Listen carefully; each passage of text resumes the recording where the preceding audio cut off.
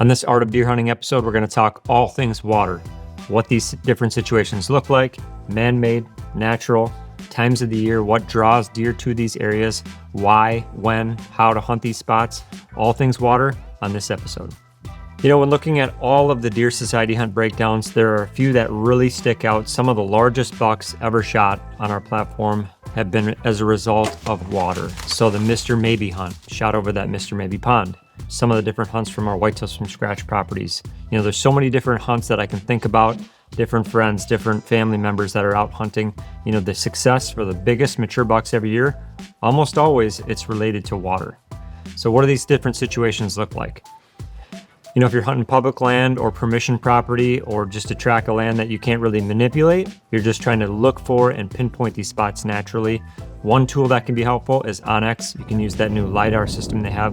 A very small detail changes as far as topography goes. You can sometimes pinpoint where there might be a hidden water hole.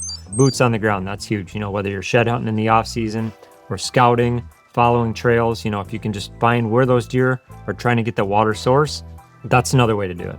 And as far as different water types, most of the time you're going to find streams, creeks, rivers, you know, moving water. But if you can find that stagnant water, that pond, that spring, that little bog, that water hole, you know, those seem to be more loaded up with minerals and something about it that deer just really are attracted to. You know, that's something to really pinpoint. Above all, when it comes to moving water, you probably want to hunt over those stagnant little water holes. And water holes are just so important because deer need to drink. So if it's close to their bedding, you know, it's something they can get up, move in daylight hours, get a drink, grab a drink. Super important. They're looking for that water multiple times a day. During certain times of the year, like during the summer months, early fall, there's a lot of lush green vegetation they're eating. So they're getting a lot of their water intake from the plants. But as things dry up and the fall comes in the winter, I actually believe that water holes and water sources become more impactful and more powerful from a hunting standpoint because that dryness out in the field really draws deer into that specific location. And not to mention during the rut, when deer are very active, they got those winter coats building up and they're running around during the rut. Bucks are chasing does. They really need that water source, and a lot of times they'll do it midday. They'll drink midday, and after all that chasing, they need to grab a drink of water. So being prepared and set up over that water hole is just dynamite during the rut.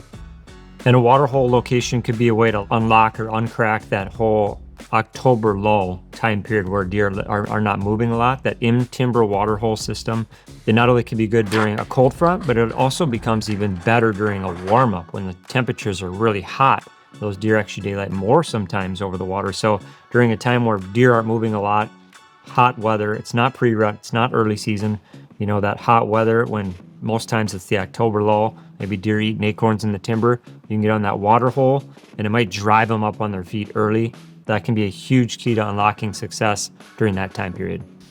And there are a lot of different types of water holes, from just small little spring-fed, little swampy system, a little puddle, ponds, man-made ponds, cattle ponds. Some are in timber, some are out in the open, getting into bigger ponds and even lakes. I mean, those are all different water sources and they all act completely different.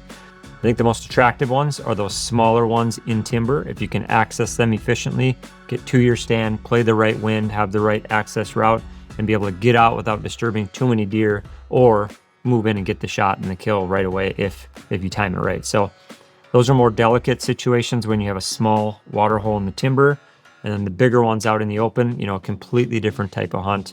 It's not in the covers, so you're relying more on that evening movement typically, or early morning. You're not going to see a lot of midday movement out in the wide open in most scenarios where there's a lot of timber to water way out in the open.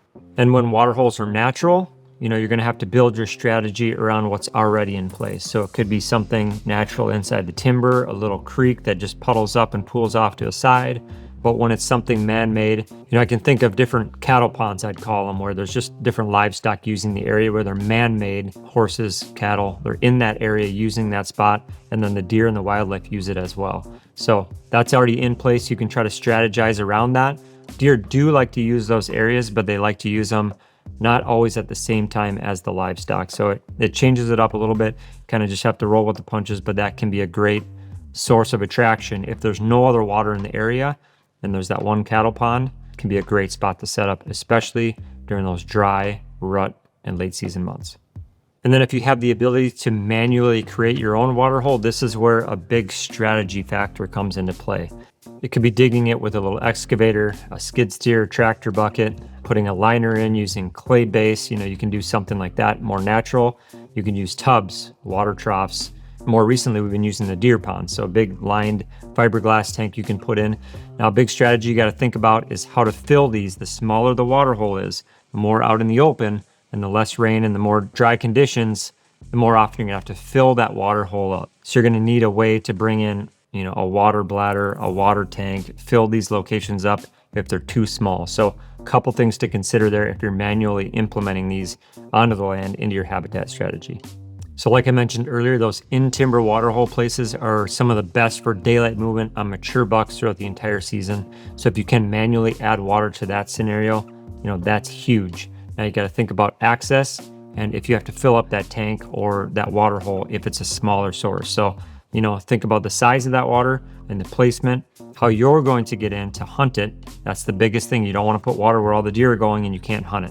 You want it to be a huntable location where you get in and out easily, can play very dominant or common winds for your area. And think about that first before you put your water hole in.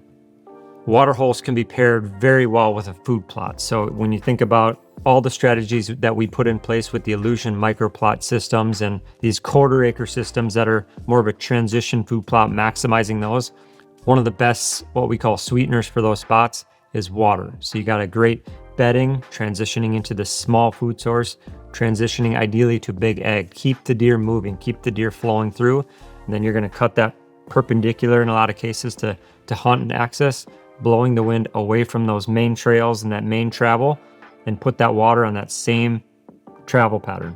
So food plot, micro food plot, or the water hole, whether that's tub or dug in, can be phenomenal location in the inside little micro plot inside the timber. And if that situation might not be in play where you hunt with the topography and whatnot, you could go more toward that open field, that destination, and just keep it kind of tucked into that edge of the field where the deer first hit the water before they go out into the big fields. Again, always make sure you can get in and out of your stand location, be able to shoot to or really close by that water hole, and make sure it's an actual hunting asset to you and not just a deer attractant. And on top of that, we talked about scrapes in another episode where you can collect a lot of intel over those mock scrapes and community scrapes during the entire season. Water hole can be one of the best, if not the best, locations for that cell camera. So putting the reveal up, having that water hole, consistent travel, maybe there's a couple scrapes added into the mix.